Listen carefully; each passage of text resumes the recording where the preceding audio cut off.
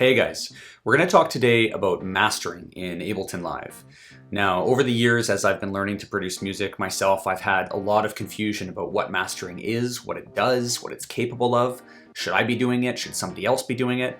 And it continues to be a subject that is shrouded by a lot of uncertainty and to a certain degree some mystery. It's one of these kind of black arts that it's hard to know exactly what it can accomplish and how to do it. So I wanted to address the concept of mastering for you guys by bringing on a professional mastering engineer.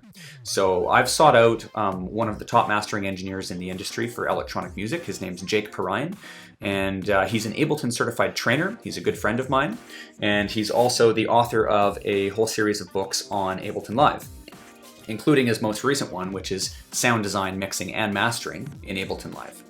And Jake has been a mastering engineer for years. He's got a lot of experience as a teacher, and I can't think of anybody better to be able to explain the concept of mastering. Should you be doing it yourself? Should you be getting somebody else to do it? What exactly can it accomplish? What can't it accomplish? What is mastering and what is it not? Now, the field of mastering obviously is pretty huge, so I've also brought Jake on board to do a exclusive live streaming month-long web course on mixing and mastering in Ableton Live. So if you guys are interested in getting more in-depth than this one video about mastering, then you can click the link below this video and you can check out a whole bunch more of information about that web course. And if it suits you, join up and we'll see you online. If not, this video should address some basic concepts about mastering and give you guys a better feel of what mastering is capable of, what it is, and what it isn't. So without further ado, here's Jake. Cheers. Hey everybody, Jake Perrine here. I wanted to talk a little bit about what audio mastering is and what audio mastering is not. There's often a lot of confusion around this topic, and I thought I'd try and help clear things up a little bit. I talk about this a lot in my most recent book, Sound Design, Mixing, and Mastering with Ableton Live, that's recently been released. Misconceptions about mastering. Here come a few that I get a lot. Mastering is the plugins on my master track in my mix. Mastering will fix my less than great mix. Not entirely true.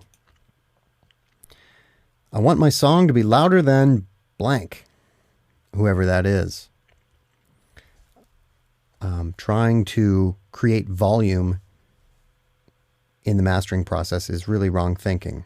And it's not about whose track can be the loudest. It's about whose track can sound the best. Mastering is a dark art of the Sith. Truthfully, it's not. It's just EQs and compressors done really, really well.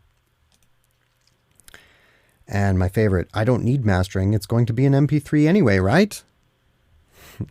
Crap in, crap out is the age-old motto of audio, and it could not be more true than the MP3 encoder. Here is what Wikipedia has to say about mastering.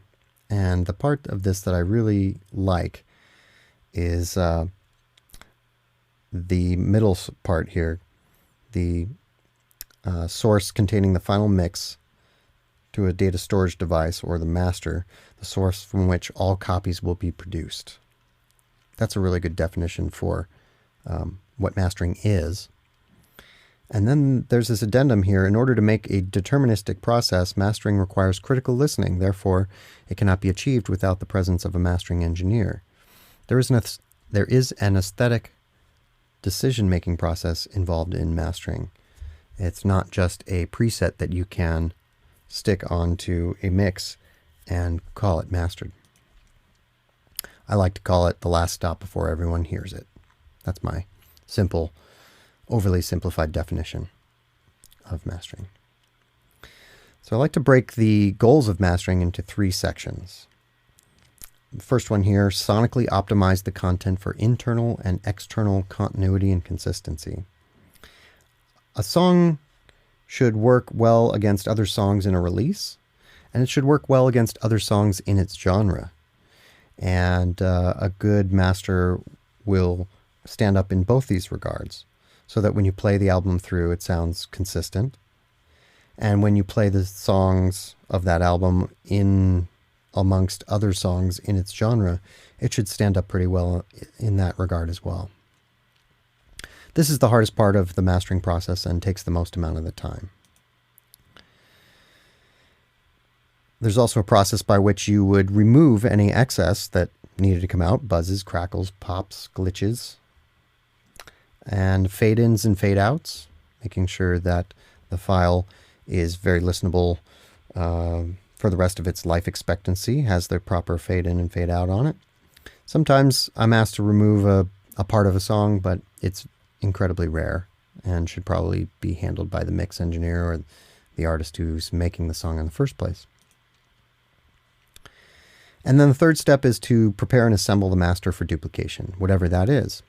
In the CD age, there were a lot of nuts and bolts like track IDs and spacing, crossfades, CD text, ISRCs, etc., that all went into assembling a disc for duplication on a compact disc.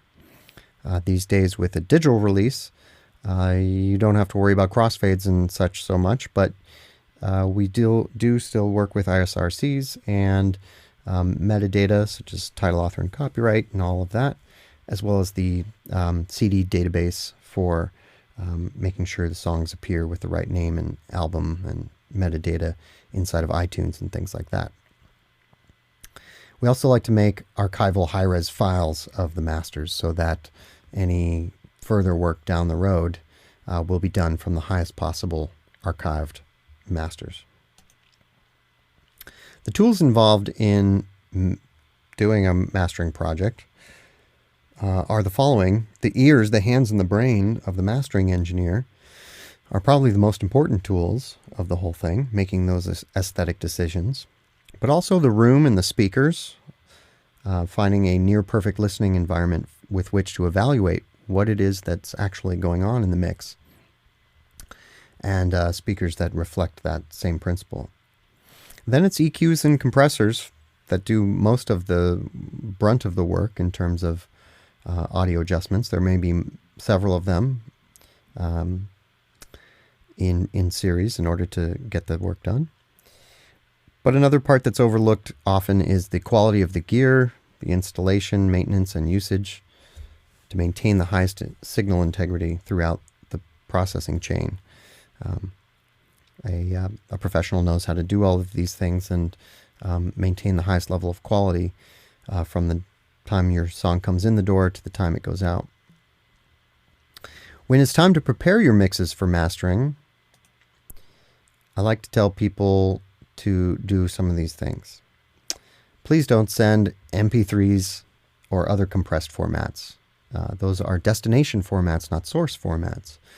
These formats will be where your masters eventually may become, like an MP3 or something like that, but you certainly don't want to hand a degraded mix down to the mastering engineer for mastering. That's just shooting yourself in the foot, essentially. A 24-bit WAV or AIF file, without a doubt. Do not apply dither during the mixdown process. There's no need to be doing that. If dither is required, the mastering engineer will take care of that when they do the final processing on your files.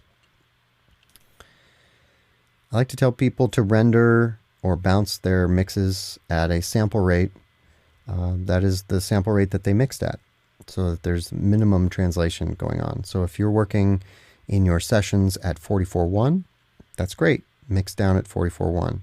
If you can mix at 96 kilohertz and you start and record and end at 96 kilohertz and you want to bounce your file to 96 kilohertz, that's ideal. You will get the benefit of all that extra resolution in every single process that happens in your mix, every plugin, every volume change, every panning adjustment that you make will be made with all that additional detail in there, and that's great. But if your computer can't handle that, using whatever sample rate you've been mixing at is just fine. Please leave 1 second of silence at the beginning or the end of your file. That's very helpful to a mastering engineer. And if there's any noise in your file, for example, a guitar amp hum or something like that that runs throughout the file and you'd like that removed, try to isolate a little sample of just that noise and leave it on there at the beginning or at the end of the file, and let me know that that's why you did that. Don't try and remove that yourself. I probably have better tools for that than you do. And most importantly, your levels for your output of your mix should tickle into the top 6 dB of the scale of your output meters. This means that the highest peak, the highest amplitude that your mix ever reaches, can just for a moment even dash into the top 6 dB of the meter. That's from 0 dB FS, the top of your meter, down to minus 6 dB, somewhere in that range. The highest peak in your file should probably hit in there, especially if it's a full band or an electronic song or something like that. If it's a flute solo, maybe you don't go up that high, but go ahead and try and shoot for that. As for an average, averaging between minus 10 and minus 20 on your RMS meters, your root mean squared averaging meters, is about where you'd like to see the average level of your mixes land. And finally, minimal or no dynamic plugins on the master bus, particularly if this is your first time or you're new to mixing in any way. I'd prefer that you bypass or remove any of the dynamic plugins that you have on the master bus and allow me to use high quality compressors and EQs for doing those kinds of jobs on the master bus. Let me give you some examples. People are very visual these days with their mixes, and sometimes this is helpful for people to see. This is overly compressed. This is hard limited. If you're sending it to me looking like this, there's very little I can do to it. I might send it back to you looking something close to this, but this should be post-mastering, not pre-mastering. Alternately, this is not so good either. This is levels that are too low, too quiet, and you would not be able to get as high a quality out of a mix like this. Essentially, you've limited yourself to a lower bit rate, lower bit depth recording at this point. Every 6 dB on your scale is a bit. So if you never break minus 12 dB, you're essentially making a 22-bit file. This is what a very good mix should look like prior to mastering. So if I get a mix that looks like this, that's a happy day. This looks open and dynamic and full. You can tell that the highest peaks in the file definitely cross the minus 6 mark, as I was talking about previously. And I can do a lot with this. So this would be an ideal file for working with. I can make this file sound as good as possible. So, in closing, the argument for professional mastering goes something like this. It's a second opinion, a second set of ears on your project, particularly if you mix in your own home studio. Having a second set of ears on your project can be very beneficial. A professional who does this regularly and keeps up on the latest trends and specs, somebody who's doing mastering 8 hours a day, 40 hours a week, has a good sense of what your song should sound like in its ultimate state. And if you have any question about it, hand it over to someone who has a lot of confidence in what they're doing. They also have a near idealized listening environment to reveal the shortcomings of yours. So any anomalies that are present in your home studio are going to be reflected in every mix that you make. So a acoustically treated room that has quality speakers and a flat frequency response will show what the subtleties of your song are and what kind of adjustments really need to be made in order to make it the best it possibly can be. And there may be gear and quality control that you may not have access to or understand. And a professional who does it day in, day out will spend the money on these pieces of gear and know how they work inside and out. Happy mixing. I want to let you know about a webinar that I'll be doing in the month of April, Saturdays from noon Pacific Standard Time. I will be doing a workshop on the intricacies of mixing and mastering. Some of these items will be explored in more detail there, and there will be a whole section on mixing as well. So thanks for listening, and check out the information in the details below to find out more. Cheers.